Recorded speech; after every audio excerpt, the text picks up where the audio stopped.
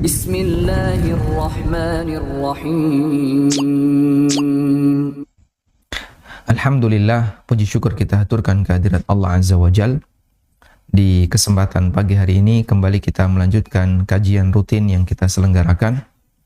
Dan insya Allah kita akan melanjutkan motivasi yang diberikan oleh Allah Subhanahu wa Ta'ala bagi orang yang tidak mampu dalam atau kaitannya dengan akad utang piutang.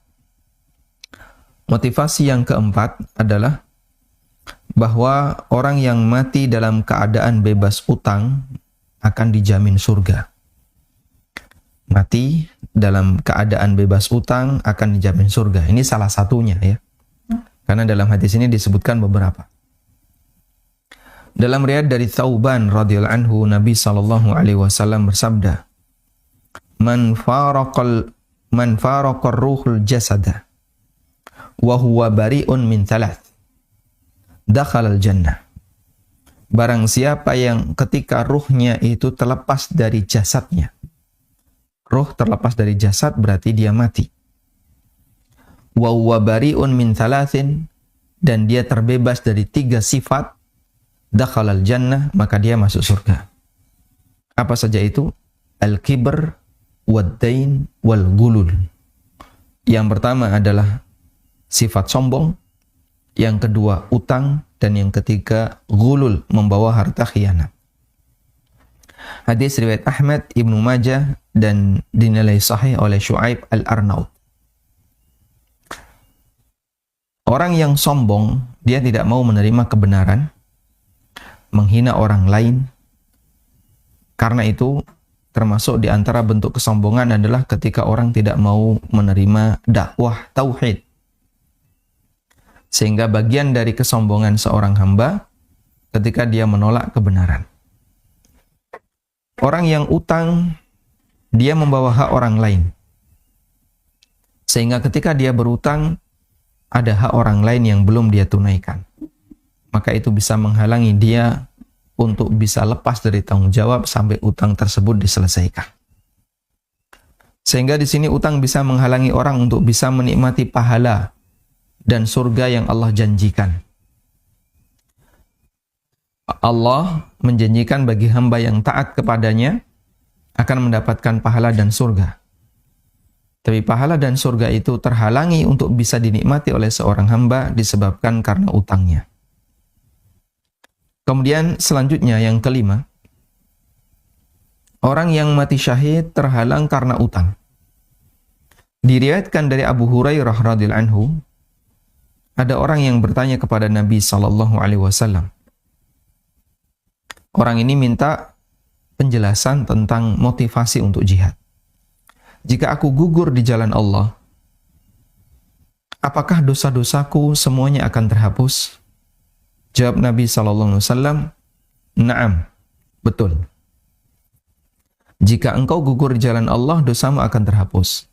Selama dengan syarat, wa anta sabirun, muhtasibun, muqbilun, ghairu mudbirin. Selama kamu bersabar, kemudian ketika berjihad, semangatnya adalah mengharap pahala dari Allah, dan kamu maju terus, ghairu mudbirin, tidak mundur." Lalu Nabi SAW melanjutkan, illa dain, kecuali utang. Fa inna Jibril alaihissalam qala lidzalika. Kecuali utang itu akan menghalangimu. Sesungguhnya Jibril baru saja menyampaikan ini kepadaku. Baik, secepat inilah wahyu itu turun.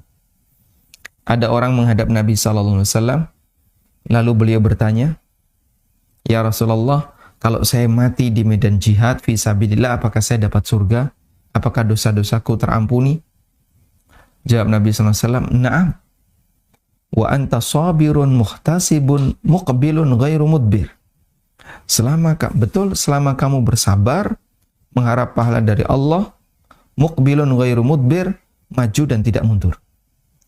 Lalu Jibril membisikkan kepada Nabi SAW, memberi wahyu kepada Nabi SAW, illa dain, kecuali utang. Kemudian Nabi SAW menyampaikan kepada orang ini, illa dain, kecuali utang. Fa inna Jibril alaihissalam qala lidzalika. Jibril alaihissalam baru saja menyampaikan ini kepadaku. Sehingga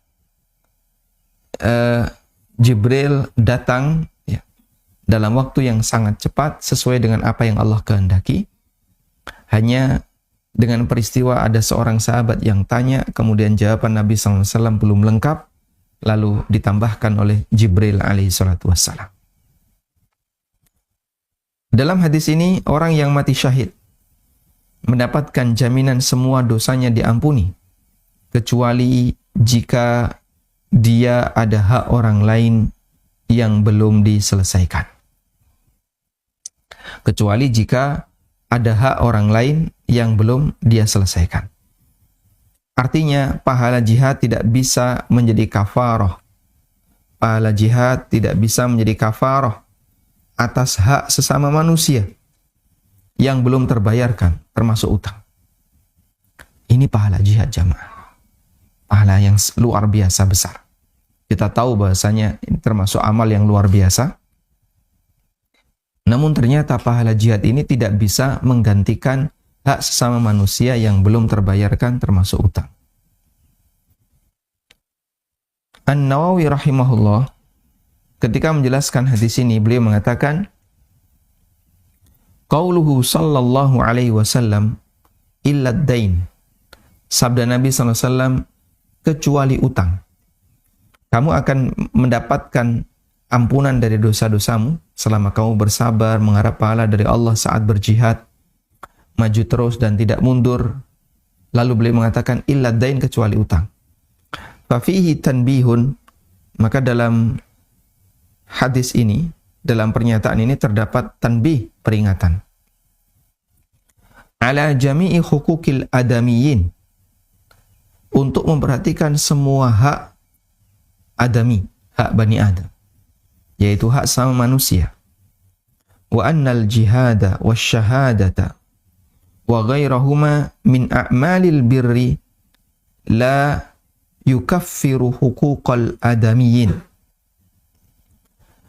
Dan bahwasanya amalan jihad mendapatkan pahala mati syahid, apalagi amalan-amalan yang lainnya, wa ghairahuma, dan amalan-amalan yang lainnya, min a'malil birri, di antara amalan ketaatan yang lainnya, tidak bisa menutupi hak Bani Adam. Masya Allah. Jadi jangan kita mempunyai bayangan ya, kalaupun saya berdosa sama orang lain, kalaupun saya punya utang yang belum saya bayar, kalaupun saya pernah ngambil hak orang lain, saya akui itu semuanya dosa. Tapi kalau saya puasa Arafah, kan dosa saya ditutupi selama 2 tahun. Setahun sebelumnya dan setahun setelahnya. Jadi beres. Alhamdulillah. Nanti ditambah lagi dengan puasa Asyura. Nah, saat puasa Asyura, dosa kita akan diampuni selama setahun. Jadinya kita punya simpenan Arafah tahun yang lalu dan setahun yang akan datang, tambah Asyura setahun yang akan datang atau setahun yang lalu, jadinya kita punya simpanan. Kan jadinya bertumpuk itu kafarahnya. Itu bayangan orang yang terlalu perhitungan dengan masalah hak dalam beramal, tapi dia tidak perhitungan dengan kewajiban yang harus dia tunaikan kepada Allah dan kepada orang lain. Kata beliau, lalu amalan jihad, mati syahid dan yang lainnya itu bisa ditutupi dengan apa? Wa innama yukaffiru huquqallah azza wa jal. Namun ini bisa menutupi hak Allah, di mana hamba melakukan pelanggaran yang itu kaitannya dengan hak Allah, pelanggaran yang sifatnya pribadi, pelanggaran yang lebih bersifat pribadi, pelanggaran karena indera, pelanggaran karena masalah hati. Pelanggaran seperti inilah yang bisa ditutupi dengan amalan-amalan. Sedangkan pelanggaran terhadap hak orang lain, maka tidak bisa ditutupi dengan amalan. Insya Allah. Jadi amalan itu tidak bisa kemudian menghilangkan dosa tadi, sampai kemudian diselesaikan di akhirat. Karena itulah, jika ini berlaku masalah utang, dan utang itu kan diambil dengan cara yang legal atau tidak legal? Legal. Dalam arti dilakukan saling ridho. Orang itu meminta utang, lalu diberi utang oleh orang yang mampu, oleh pemberi utang, dengan cara ridho. Ini tak kasih utang, tolong nanti dikembalikan. Bukan melalui sengketa, bukan dilakukan dengan cara paksa, tapi saling ridho. Sehingga utang itu membawa hak orang lain, tapi dengan cara yang legal. Sekarang Anda bisa bayangkan, orang yang membawa hak orang lain, tapi dengan cara yang tidak legal. Misalnya, dia ngontrak rumah nggak bayar, ngilang. Gitu ya. Setelah dipakai, terus waktunya bayar, ditagih, ngilang. Atau misalnya lagi dia misalnya mengambil hak orang lain dengan cara paksa, termasuk gulul, korupsi, dengan cara menipu, mengambil harta orang lain dengan cara ngapusi, dan seterusnya. Anda bisa bayangkan orang seperti ini mengambil hak orang lain dengan cara yang salah, yang tidak legal, dan tentu saja konsekuensinya lebih berat dibandingkan mengambil hak orang lain dengan cara yang legal tapi belum ditunaikan.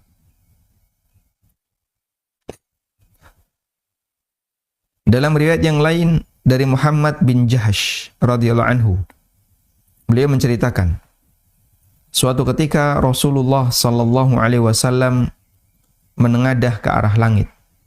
Beliau melihat ke arah langit. Lalu beliau bersabda, Subhanallah, madza nazala minat tashdid. Subhanallah, ada ancaman berat yang diturunkan. Betapa berat ancaman yang diturunkan.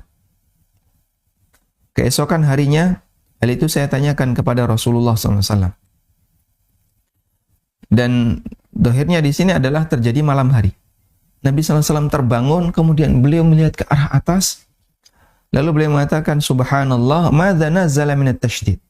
Subhanallah, betapa berat ancaman yang diturunkan.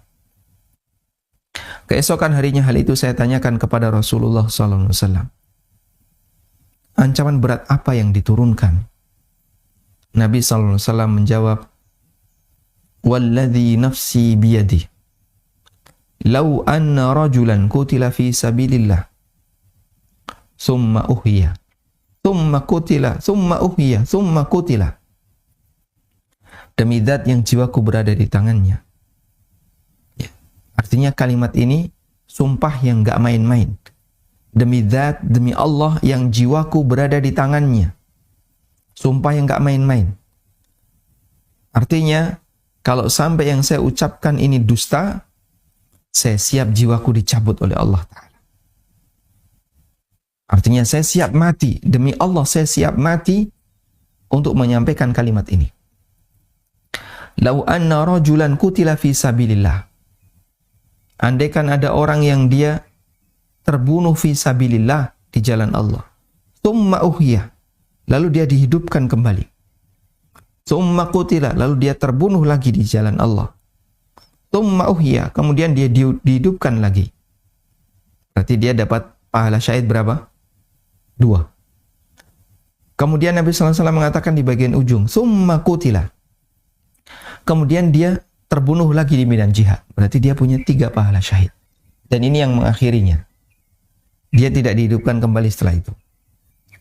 Wa alaihi dain, tapi orang ini punya utang. Orang ini punya utang. Dia mendapatkan pahala syahid 3 kali, andaikan itu bisa. Andaikan itu ada, dia dapat pahala syahid 3 kali. Tapi dia punya utang. Ma dakhalal jannata hatta yuqda anhu dainuhu. Dia tidak akan masuk surga sampai utang itu dilunasi. Masya Allah. Jadi, kalau kita paham akan peringatan seperti ini, maka kita akan lebih waspada dengan transaksi utang piutang. Jangan sampai ada utang, ada harta orang lain di tangan kita, namun kita belum menyelesaikannya. Meskipun ada juga sebagian ulama yang memahami bahwa hadis ini, hadis di atas, berlaku untuk orang yang berutang dengan niat tidak dilunasi. Seperti pendapat As-San'ani. As-San'ani rahimahullah menyebutkan, salah satu pendapat tentang hadis ini, wa yuhtamal anna dzalika fi man istadana wa lam yalwil wafa. Dan ada yang memahami bahwa hadis ini berlaku untuk orang yang istadana, untuk orang yang berutang sementara tidak ada niat untuk melunasi. Tapi kalau dia punya utang dan dia punya niat kuat untuk melunasi, namun karena dia tidak mampu, sehingga tidak bisa melunasi, menurut pendapat ini, berarti tidak masuk dalam ancaman di atas. Baik. Kelima hadis di atas merupakan motivasi syariat agar seseorang tidak mengambil agar seseorang, nah ini tidaknya tolong dihapus ya.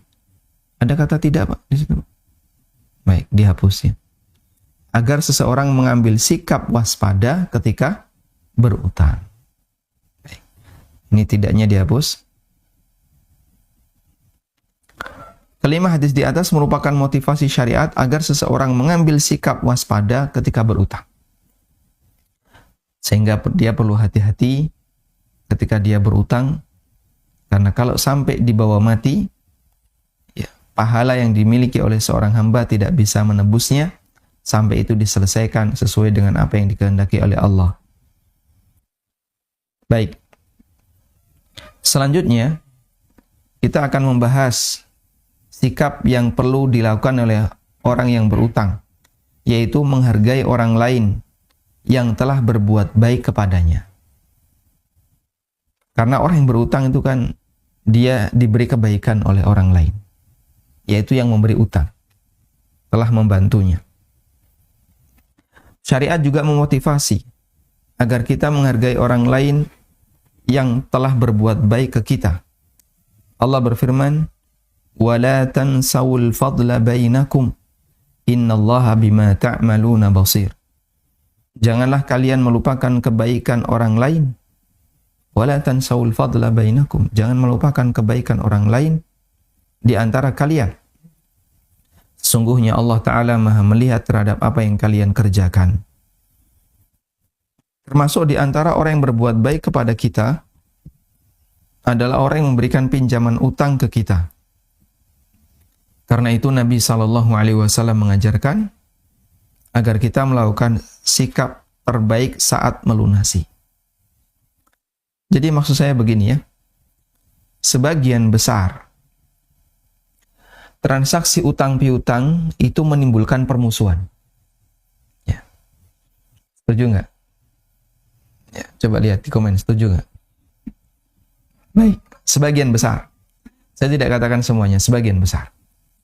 Transaksi utang piutang itu sampai menyebabkan hubungan silaturahmi menjadi terputus, menimbulkan permusuhan dan seterusnya. Sebagian besar. Ada salah satu kawan yang beliau mampu, ya, dan ada banyak teman-temannya yang utang. Namun rata-rata setelah utang jadi tegang. Yang dulunya akrab, mereka bisa saling menyapa, guyon bareng, ya. Tapi begitu ada transaksi utang, mereka jadi saling tegang, saling bermusuhan. Akhirnya dia punya prinsip, sudah mulai saat ini saya akan tutup. Nggak boleh lagi ada orang yang berutang. Sehingga setiap kali ada orang yang berutang, ditolak. Mohon maaf Pak, mohon maaf saya sudah nggak mau ngasih utang lagi, karena rata-rata yang tak kasih utang, itu malah muncul suudzon, memusuhi saya. Jadi muncul ketegangan. Dan sebagian besar, sebab ketegangan itu terjadi pada orang yang berutang, bukan yang beri utang. Sumbernya justru dari orang yang berutang. Jadi kadang orang itu suudzon.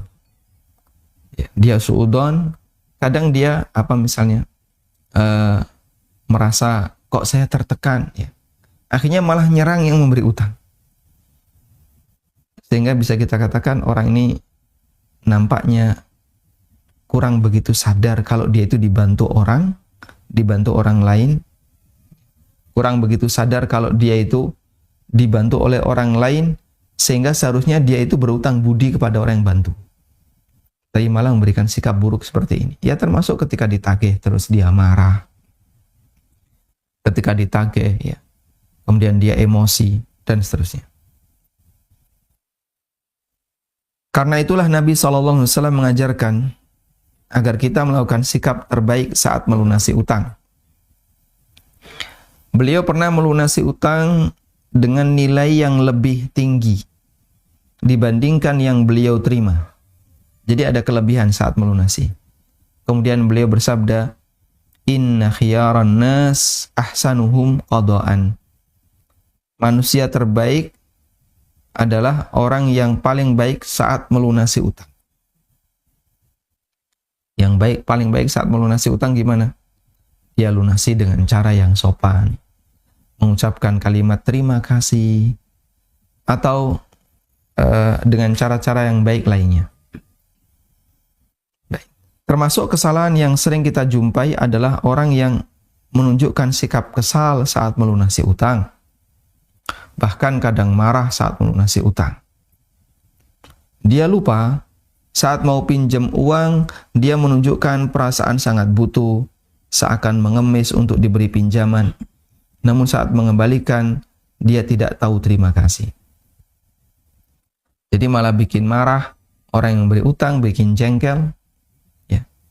Akhirnya terjadilah saling ketegangan. Ya kalau memang dia nggak mampu untuk bayar, sampaikan, mohon maaf saya belum bisa bayar. Dan jujur terus terang. Sehingga minta i'tidar gitu ya. Minta uzur.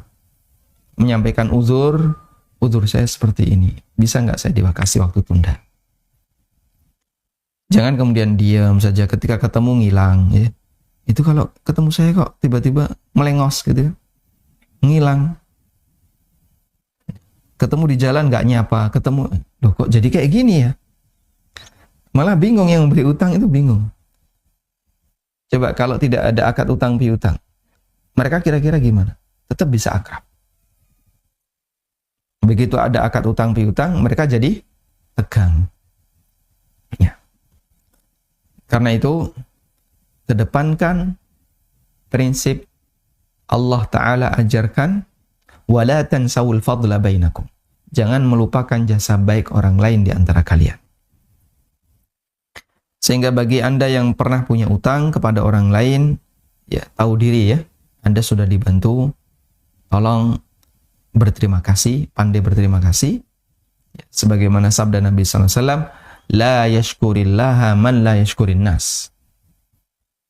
Seorang hamba tidak bisa disebut bersyukur kepada Allah selama dia tidak berterima kasih kepada sesama. Baik, selanjutnya. Jujur dan amanah ketika membawa harta orang lain.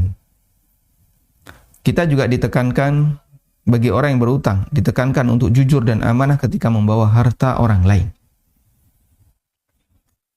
Utang adalah harta orang lain yang wajib kita kembalikan kepada pemiliknya. Sehingga utang bagian dari amanah, di mana Allah perintahkan agar ditunaikan kepada yang berhak. Allah Ta'ala berfirman, Innallaha ya'murukum an tu'addul amanati ila ahliha. Sesungguhnya Allah perintahkan kalian untuk menunaikan amanah kepada yang berhak. Karena itu orang yang berutang harus memiliki semangat untuk segera melunasi utangnya. Karena itu bentuk menunaikan amanah kepada yang berhak. Mohon diperhatikan di sini, memiliki semangat. Saya tidak bicara masalah kemampuan. Tidak saya katakan orang yang berutang harus mampu untuk bayar. Saya tidak bicara demikian.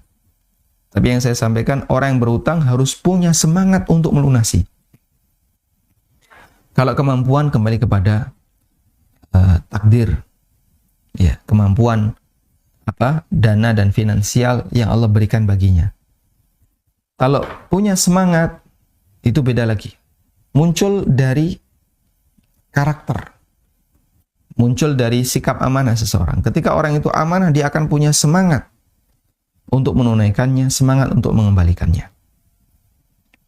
Nah, orang kalau punya semangat, tidak mungkin sampai terjadi utangnya banyak, gonta-ganti HP, gonta-ganti motor. Utangmu itu banyak.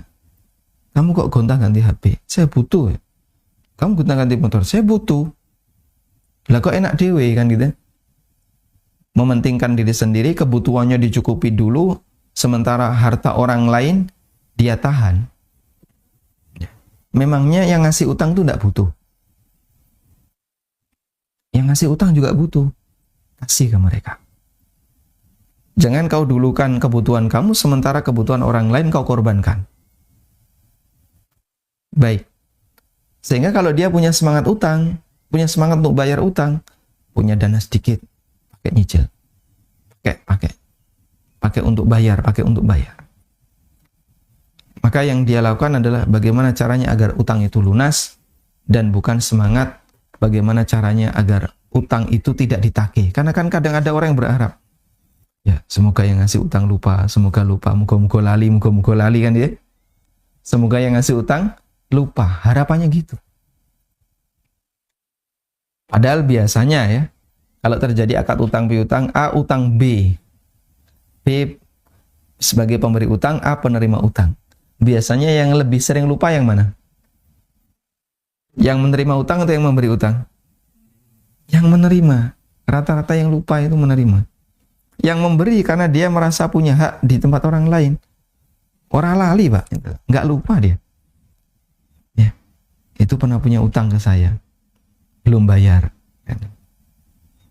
Bahkan sampai pun dalam waktu yang lama kadang dia belum lupa dengan hal itu. Nabi SAW bersabda berkaitan dengan semangat untuk melunasi utang. Man akhadha amwalan nas yuridu ada'aha addallahu anhu. Siapa yang meminjam harta orang lain dengan niat mengembalikannya, addallahu anhu, niscaya Allah akan melunasi utangnya. Jadi Allah mudahkan dan Allah bantu dia untuk melunasi utangnya. Wa man akhadha yuridu itlafaha atlafahullah. Dan siapa yang meminjam harta orang lain untuk dia habiskan, ya, pakai dulu, pakai. Dia punya uang nggak segera dikembalikan, tapi dipakai yang lain, dipakai ini. Akhirnya utangnya terabaikan. Dia lebih mementingkan kepentingan pribadinya. Coba kita lihat balasannya. Atlafahullah, Allah akan binasakan harta itu. Ya. Sehingga dia punya uang, dipakai untuk beli motor baru. Loh, utangmu nggak dibayar kok malah tuku motor anyar, kok malah beli motor baru. Saya butuh. Lalu punya uang lagi, dipakai ganti HP. Punya uang lagi, dipakai jalan-jalan. Dia itu mampu, tapi nggak mau bayar. Mohon untuk diperhatikan, bisa jadi harta yang diwujudkan ini, ya, harta yang dia beli, motor, HP, pakaian, dan seterusnya, itu akan dibinasakan oleh Allah Ta'ala. Sehingga dia dibuat betul-betul selalu merasa butuh harta, karena dia nanti akan beli lagi. Dia tenggelam dengan itu, akhirnya utangnya semakin numpuk. Atau dia tidak bisa menikmati harta yang dia beli, sementara ada hak orang lain yang belum dia bayarkan. Hadis riwayat Bukhari. Baik. Inilah beberapa motivasi yang perlu diperhatikan bagi orang yang berutang, agar jangan sampai dia tenggelam dengan transaksi utangnya, karena itu bisa membahayakan jika sampai kemudian dia lakukan ini dan tidak ada semangat untuk melunasi. Demikian, semoga bisa menjadi peringatan bagi kita untuk semakin hati-hati dalam transaksi utang piutang. Wassallallahu ala nabiyyina Muhammadin wa ala alihi wa sahbihi wasallam.